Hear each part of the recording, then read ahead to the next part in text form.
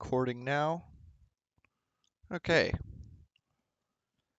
Welcome, guys. I will be chairing this meeting. Aha is not available today, but that's fine. So, first things first, I am going to be sharing a link with you guys. Um, it's going to be in the meeting chat. That is where I put the bylaws. The other document that I was using got a little messy, and so I just decided to make a new document so that everything's easy to format out and be readable. So I'll give people a moment to get in there.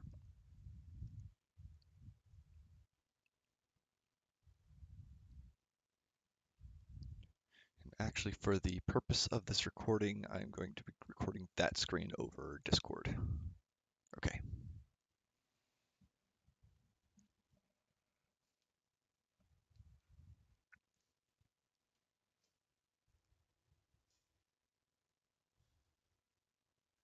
Should be seeing one more person in here. Again, this is in the committee meeting chat channel, the link. It's the latest link. Oh.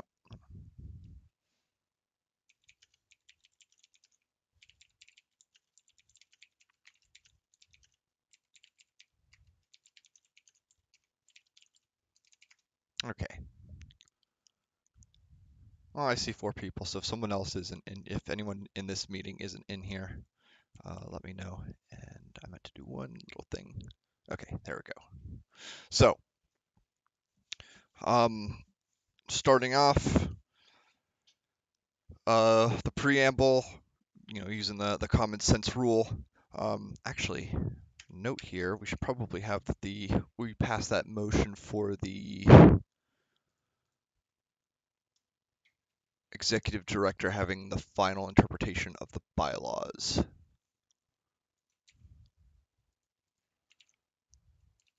So I will put that in there for a note for later.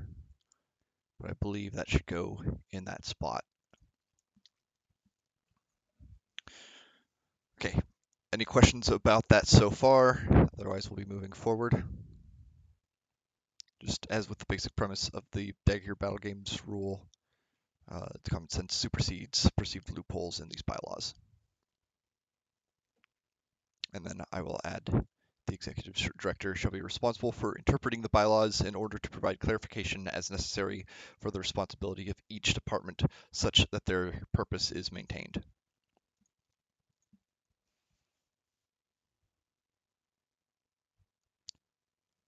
No questions, so let me look at meeting chat. Cool. So moving forward, the simple majority standard, unless otherwise specified, a simple majority will be required for all votes presented in these bylaws. I believe that was agreed earlier. Was that actually a motion that passed? Hold on. I have another document that actually has all my motions that passed, aside from the most recent ones.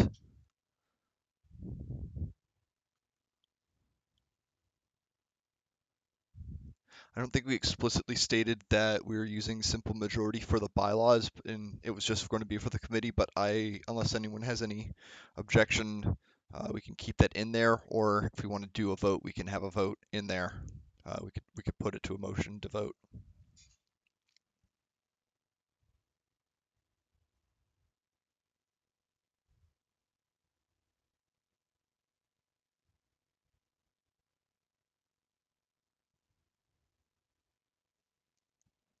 I see serial taping.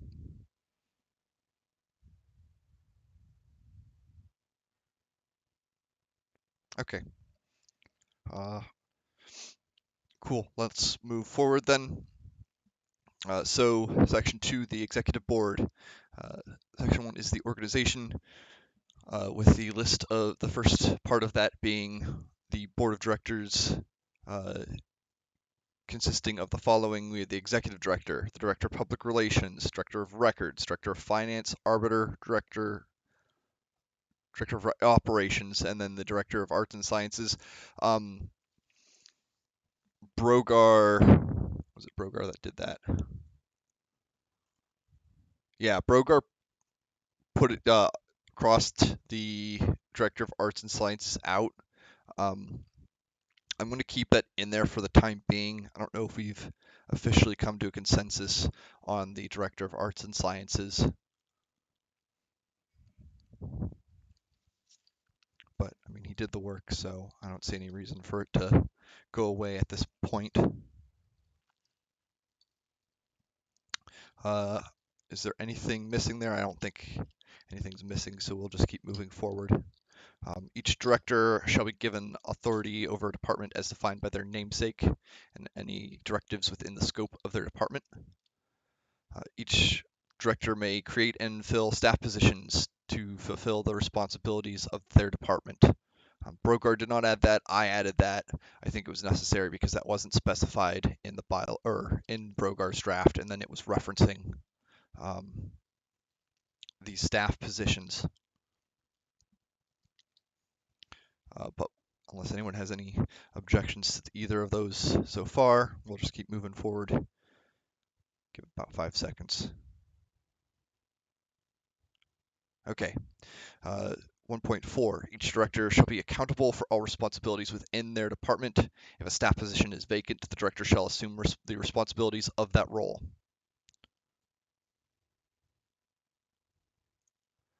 Accountable by whom? That is...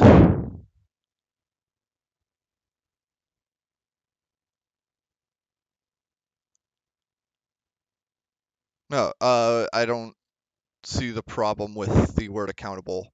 The way I'm interpreting it is each director has their department that they are responsible for. Oh, you know what? Accountable? Yeah, let's Ljuda, you can go ahead, but I think I understand the problem here. Yeah, basically I just want to like, is it by the chapter council, for example, because they need to be held accountable by somebody in particular.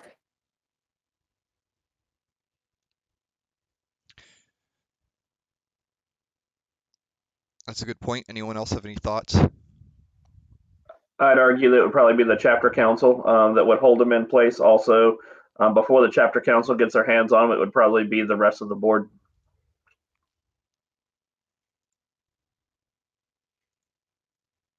Okay, well, I think if we added accountable to the board, actually, chapter council, sorry, chapter council.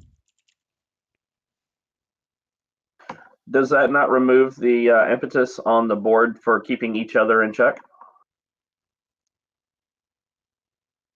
That is a very good point. Good.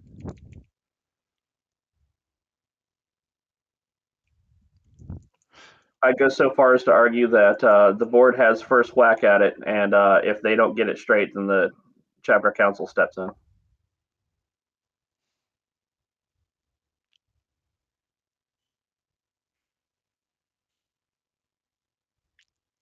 I think that is a very good procedure.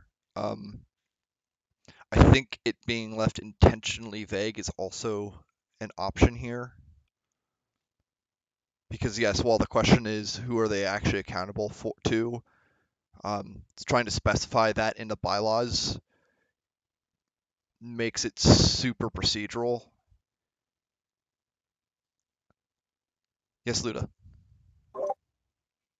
Yeah, I have strong feelings about this, so I'm going to talk a little bit more than I normally would. I think that some of the problems that we have currently are because it's not necessarily clear who's supposed to keep people in check, and I think that that has caused some of the problems. My preference would be for there to be a clear understanding of the procedure for what happens, for example, if the executive director doesn't fulfill his or her responsibilities.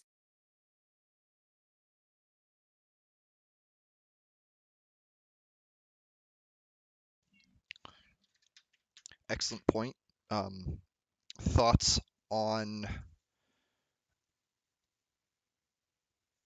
Hold on, I'm trying to formulate words. thoughts on having a subsection that dictates proper procedure for accountability issues?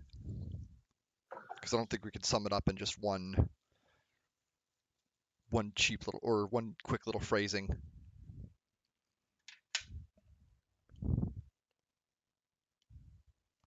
Sai, go ahead. Yeah, so you're talking about doing things like a vote of no confidence, that concept. I presume that's a question for me. So yes, that type of concept. And there should essentially be ways to get rid of people who aren't doing their job. Given a certain number of steps before that happens. I agree wholeheartedly.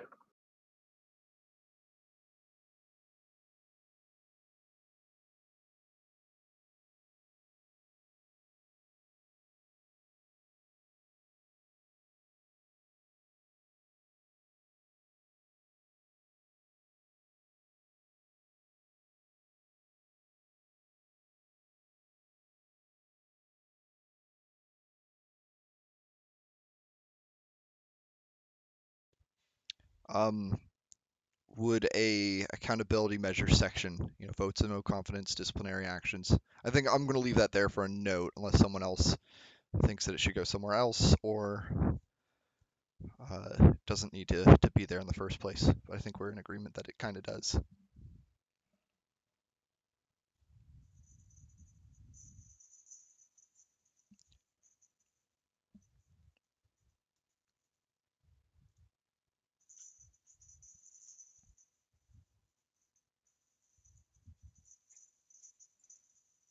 Okay, Ljuda, noted. We'll keep moving on.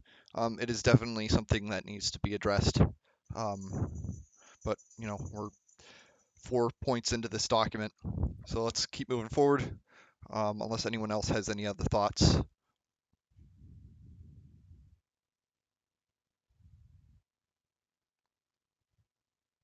None heard. Okay, let's move forward. 1.5. The board of directors shall meet as business dictates, but never less than once every 3 months.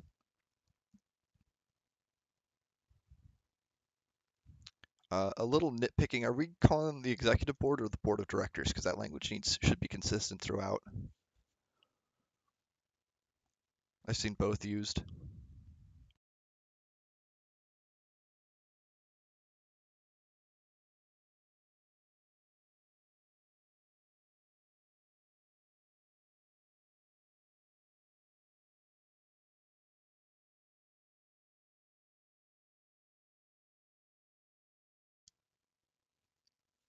Yeah, okay. We'll just go for executive board for now. Actually, let me just make that a comment.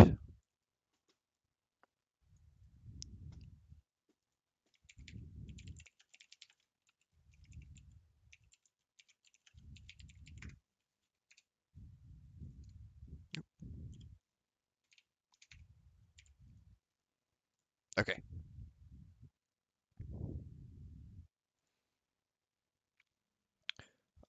Any thoughts about the timeline? I think once every less than or at least once every 3 months is reasonable. Sai concurs.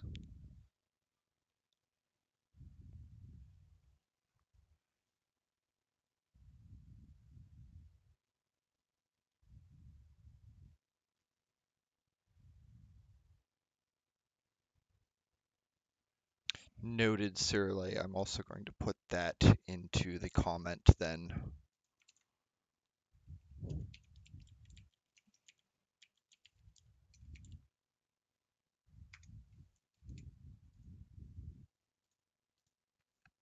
Yeah, I'll do a little bit more digging later. It's in the comments, so we can keep moving forward.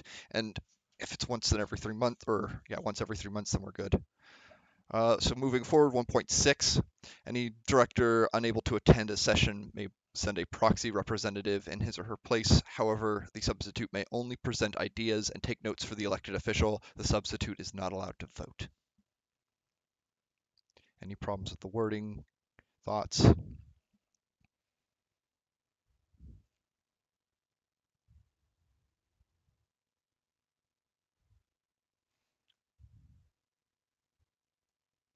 I like it. Yes, thank you. We will absolutely replace any his, her wording with their.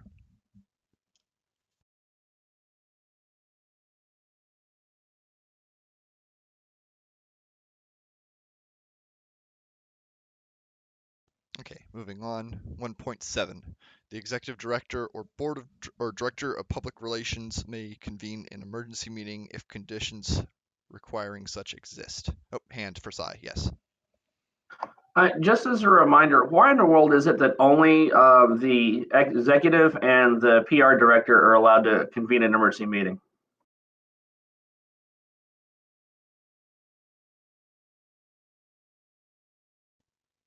No, I was having that thought as well.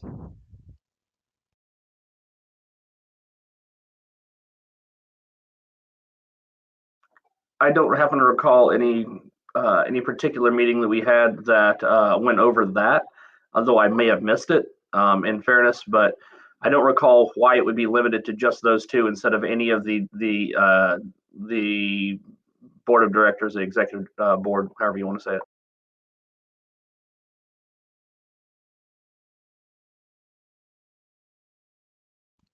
Yeah, not everything in this draft is going to be something that has been voted on by this committee, because there are several things that we left on the table to be defined later, or just not talked The about. argument here, I mean, the language here is kind of janky. It says if conditions requiring such exist. By saying that, it would require us to detail what conditions would be required to define that. So I would argue that this should probably be stated that any member of the executive board or the BOD may call an emergency meeting if they see fit, or if they believe that's necessary, or something to that effect. I concur, and yes, it's saying that there's conditions and then no conditions are specified. At the same time, we would probably need to define what that time period for an emergency meeting would need to be, if it's 24-hour, 48-hour, that kind of thing.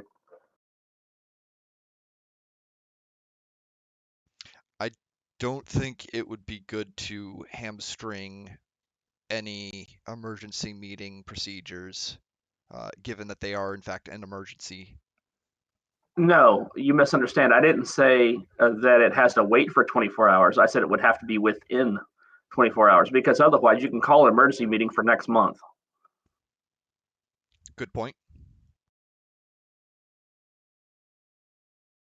And that just sets it up for abuse.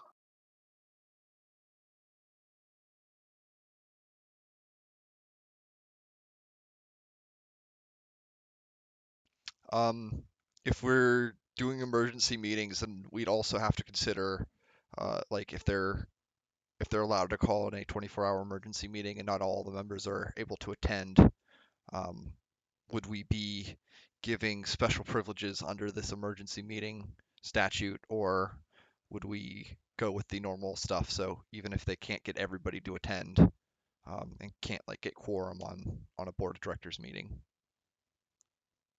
are they going to be hamstrung by that? Are they going to have to call a second emergency meeting? Or there's a lot to unpack there. I think we should definitely, for this meeting, we should note it. Fair enough. Thank you. Yeah, let me add a note for that. I will change the language a little bit for just the first one, because I agree. Why is it just the executive director or director of public relationships that have the exclusive power to call an emergency meeting?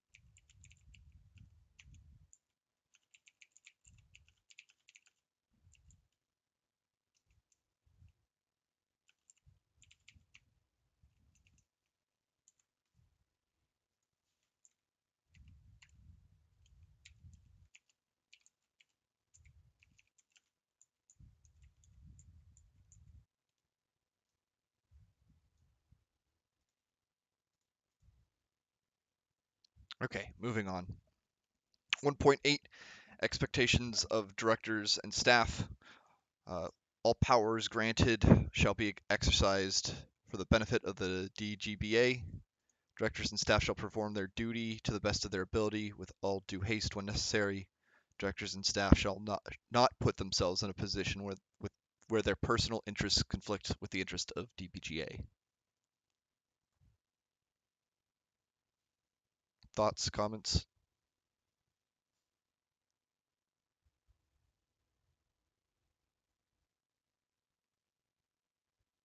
Hearing none, we'll go forward.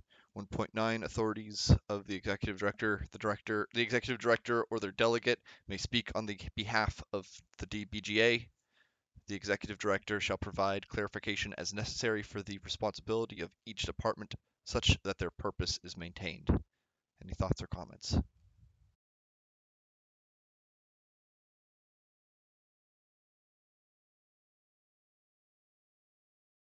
Moving forward, 1.10, authorities of all directors. Directors may speak on behalf of the DBGA under the authority of the purpose of their department such that it does not conflict with the statements from the board of directors.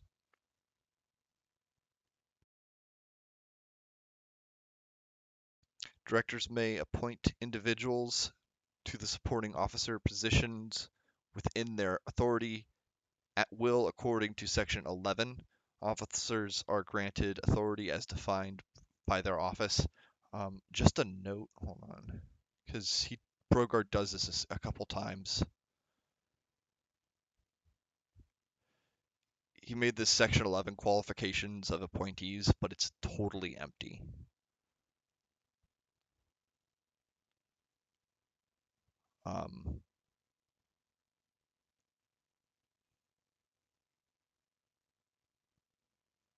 Same with Section 12.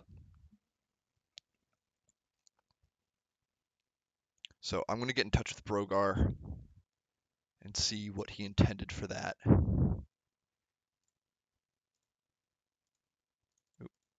Actually, we'll make that a comment.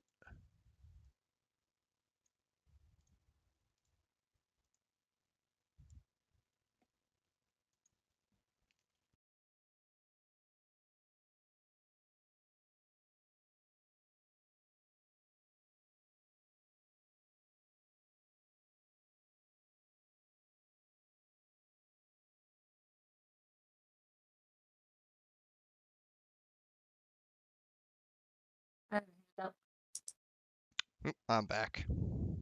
My internet might Oh, cut out. welcome back. Yeah, my internet might cut out a few times. Okay. I had a hand up. Okay, yes.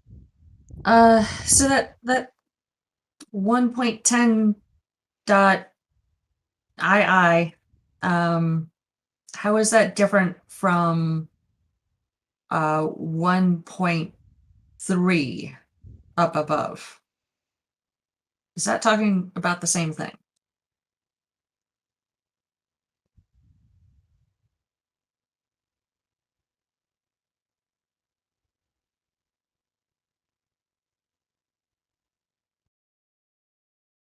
Yeah, it is. And that's just me not reading through these notes clear enough. As I said before, that one, the 1.3 was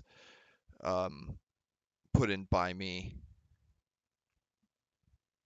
because he starts talking about that stuff, but I didn't see where all it was hidden. And then I see Section 11, and I'm chasing Section 11 and not paying attention to what the actual substance of the of the wording was in that sentence.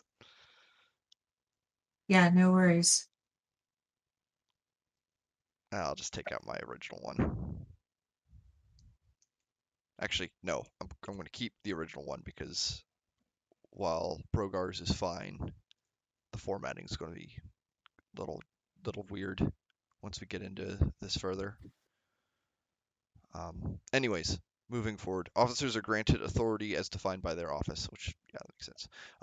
Section 3, directors shall provide oversight and reporting for standing committees within their authority.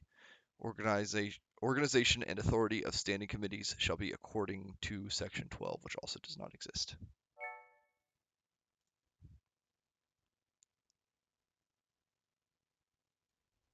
actually, let me make my 1.3 thing just to have a comment saying it's redundant. And Yes. I'm going to say it looks like there's a lot in this section, authorities of all directors and authorities of the board of directors, that seem to be duplicative with earlier in like the 1.2 through, that section. Like we're talking about authorities up there of all directors, and then down here we have a specific section of authorities of all directors. It seems duplicative or redundant or something. Yeah.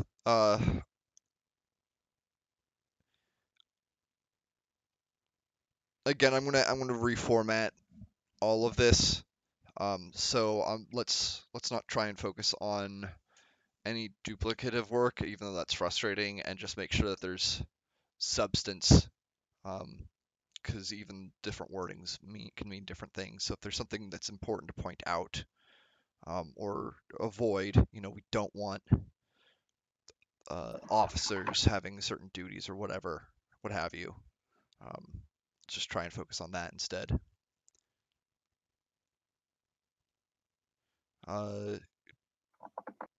Yes, Sai. Directors shall not So hold. Okay, sorry. yeah, no, I just wanted to throw this out there before I dipped out. It says director should not hold an official position with any other organization which engages in medieval blah blah blah. Okay, so is this to also determine that they should not be holding a position within their own chapters or units?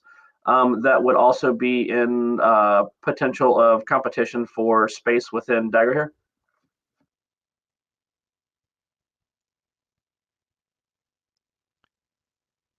It is stated later on, and I can pull up exact wording if you want, that like the chapter council people are not allowed to hold a chapter council position and a board of directors position at the same time. Right, but I could be a member of my chapter council. Or, I mean, I could be a member of my chapter leadership, not a member of the chapter council, and still be a director, which would mean that I could have my bookkeeper also the director of finance for Dagger here, which seems like it would be a problem. I would argue that if you're going to be running a role for Dagger here, you should not be running any other roles in the organization at that same time.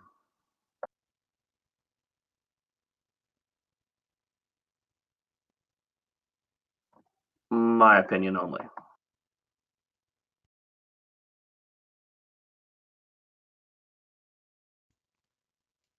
Yeah, I also agree conflict of interest is going to have to be something that is kept in mind. Right, a lot of people love to keep it in mind and do it anyways.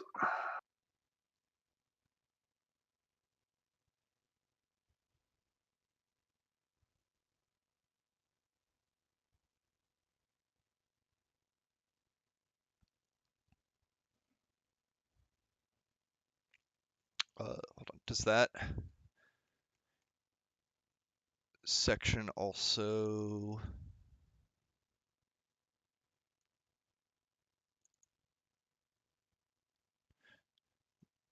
Okay, just going over that whole list real quick then. Director shall not be representative for the chapter council. They won't hold official position for any other medieval reenactment, sport, similar activity that would compete with DBGA. They may not create or define a position within the DBGA that provides compensation without funding approval by the chapter council, and they shall not make a decision which limits or impacts further action by the DBGA without the approval of the chapter council. I'd make the argument that the word other organization, it should just be any organization, because that would, by the dropping of the word other, you would be able to say, look, no, you can't be a member of your chapter council, you can't be a unit leader, you have to be this job only while you're doing this.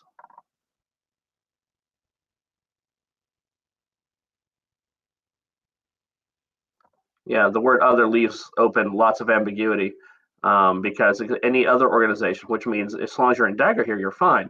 Anything else, now we got a problem, because what this reads as is a way to protect Dagahir from having influence from Belagarth, Hearthlight, wherever else. But it really doesn't stop there from being any driving force within it from someone trying to hold multiple positions of office.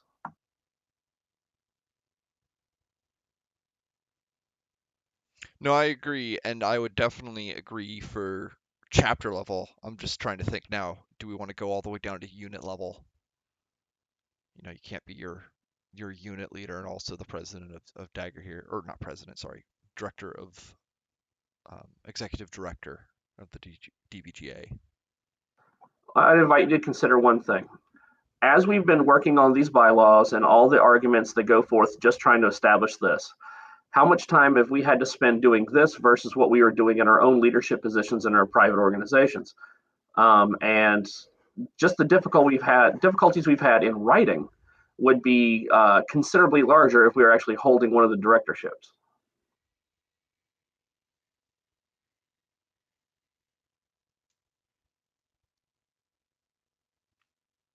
I mean, Stone is also the president of DBGA while he was attending these meetings.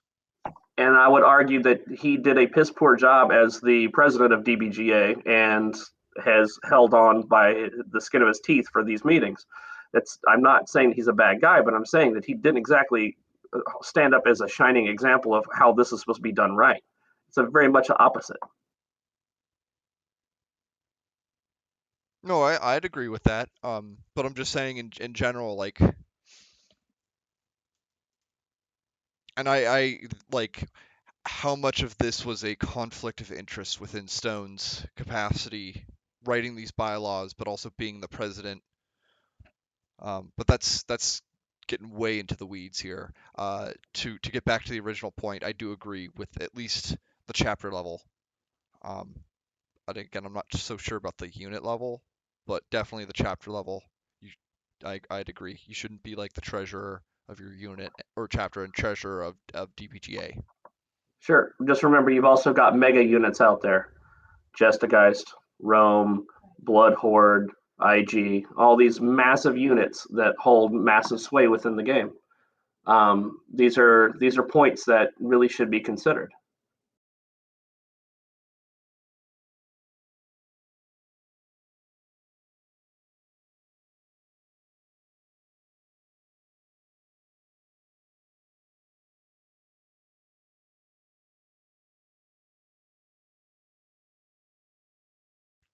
Yeah, I think this let's table this because there's only 5 of us here, and this definitely needs to be brought up to a larger body than just the 5 of us. But I do agree, in with at least striking the word other um, from that limitation, so that and then having a further discussion about what exact limitations are going to be put in place. I really appreciate it, guys. Thank you very much for your time. Fortunately, I've got a previous engagement I really must attend to. But I hope you have a wonderful evening. I'll be coming back to double check the recording as soon as possible. Thanks. See you next time. Yep. Take care, guys. You too.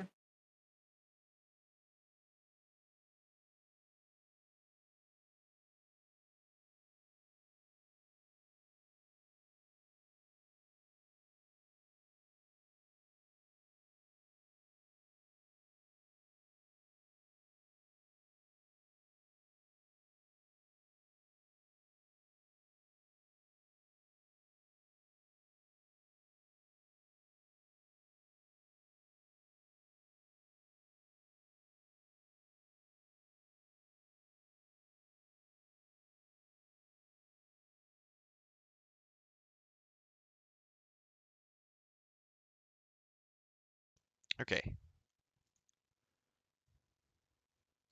Um,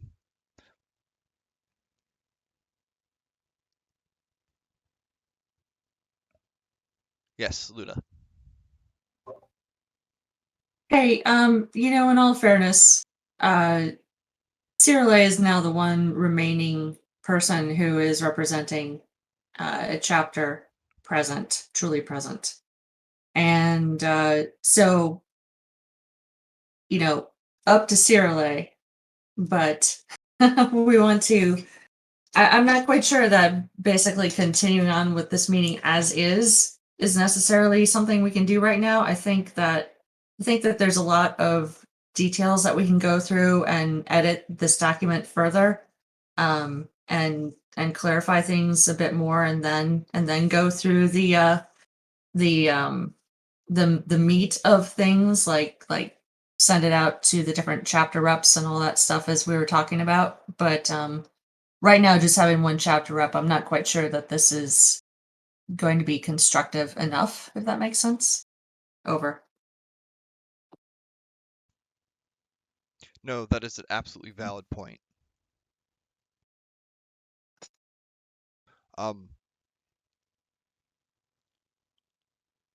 Let's get to the end of this segment, and then we'll call the meeting.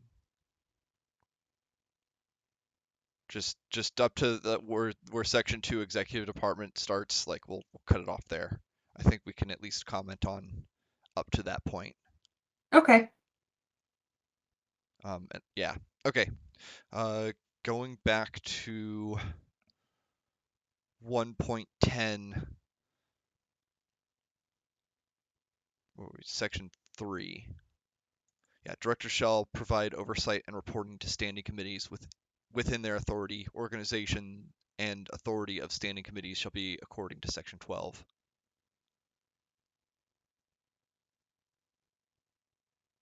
I think that's fine. Section 4, directors may create staff and disband select committees within their authority at will according to section 12. And section 5, directors may create staff and disband supporting positions within their authority at will. Moving forward, 1.11, authorities of the board of directors. The board of directors may solicit and designate legal representation for the DPGA such that any compensation provided has been approved by the chapter council.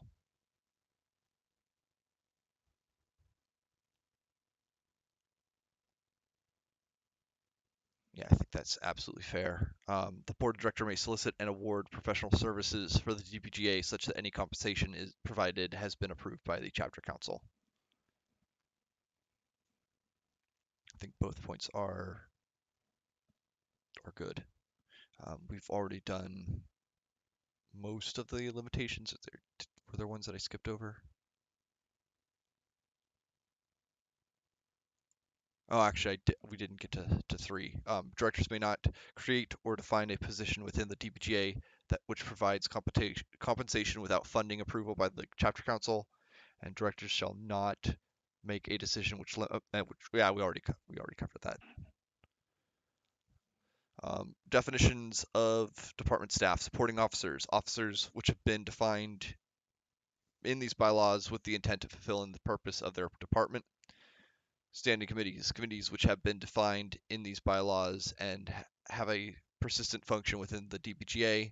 Select committees which have been formed for a special purpose and will be disbanded upon completion of that purpose, and supporting positions which have been created by a director to aid in the duties of the DPGA but have not been defined in these bylaws.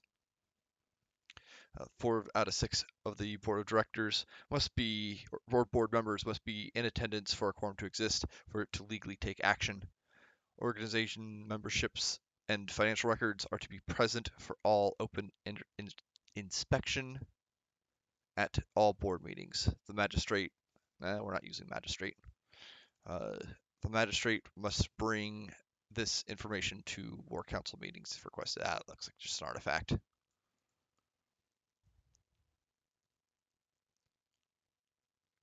But I think we should keep the organization membership and financial records to be present for open inspection of all board members.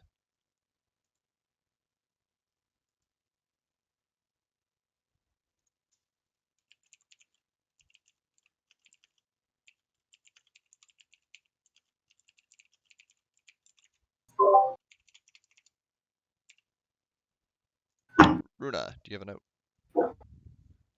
Could we just change the word magistrate and war council to finances and chapter council? Yeah, absolutely. And that's what I was thinking of doing. I just want to go through and make sure that there's nothing else that gets affected by changing it to just specific.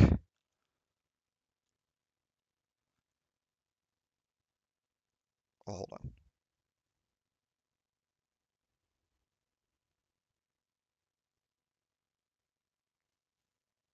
Yeah, okay. Yeah, we'll just change it then. Uh,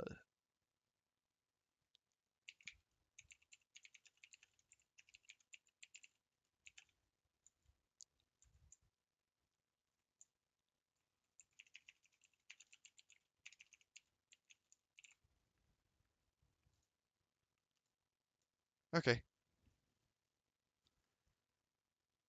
The board may, moving on, unless anyone has any more comments. Last thing before we're done for the evening. The board may, by a 4-6 vote, create or eliminate board advisory positions and assign individuals to those positions. Advisors may only present ideas to the board and will not be allowed to vote.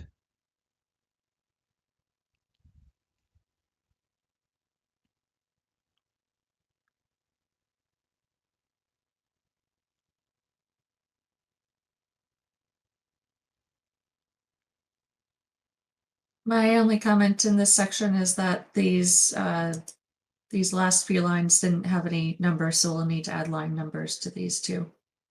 Yeah, it'll be part of the formatting overhaul I do. Okay. I'm just not sure if I'm going to keep Brogar's formatting or go to the formatting that you'd see if you pulled up the current bylaws.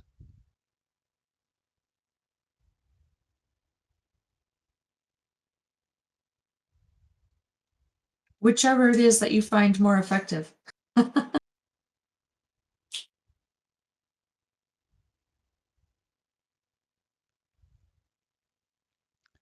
any rate, I think, unless anyone has any final comments, we will end the meeting here. I have one thing to mention. Go ahead. So I got a question from the current DBGA board of directors. They're wondering when we send our proposal for the bylaws, how will we handle comments and edits moving forward? So this isn't something that we necessarily have to discuss right now, but I just wanted to mention it as a question that we received in case anybody had any ideas. We can talk about this later too.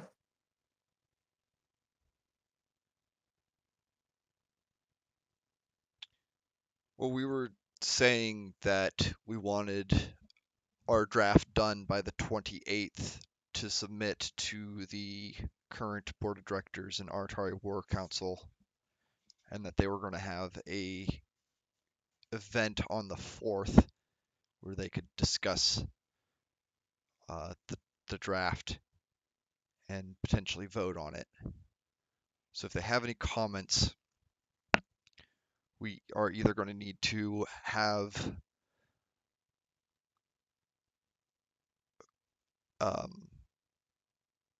a way to interact with them on the 4th, or we're going to have to set up something with them between like the 4th and the 18th, so we can address any comments or concerns that they might have.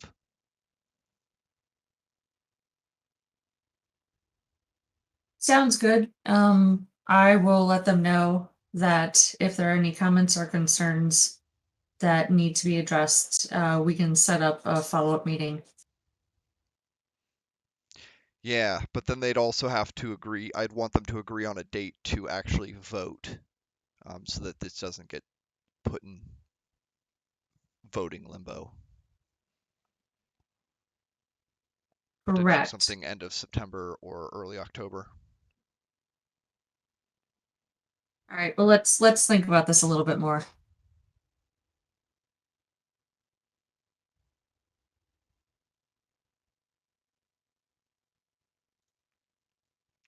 I have nothing else. Yeah, any other Final comments before we close the meeting? Hearing none. Thank you all for attending. This is a lot smaller crowd than we usually get, but yep. Thanks for continually showing up.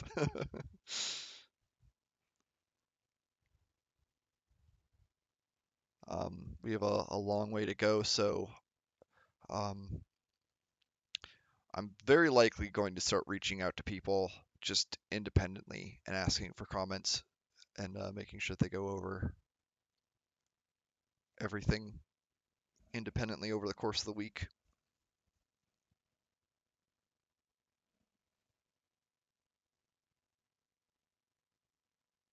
Sounds good. And yeah, so our basic timeline is to have some kind of final draft by the 22nd, so that we can send it to our Atari War Council and the DBGA Board of Directors, so that they have time to look at it. And then the 4th is when we can have the DBGA and our Atari War Council meeting. So yeah, that's our current timeline as it is now, how we understand it.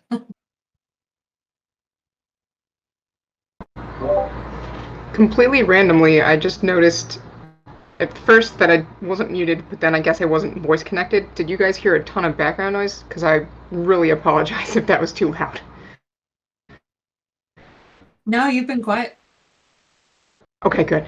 I just tore some freezer paper, and that would have been nuts on your guys' speakers. So whew, that's good. You're good. You're good for now. Okay. All right. Okay, ending recording.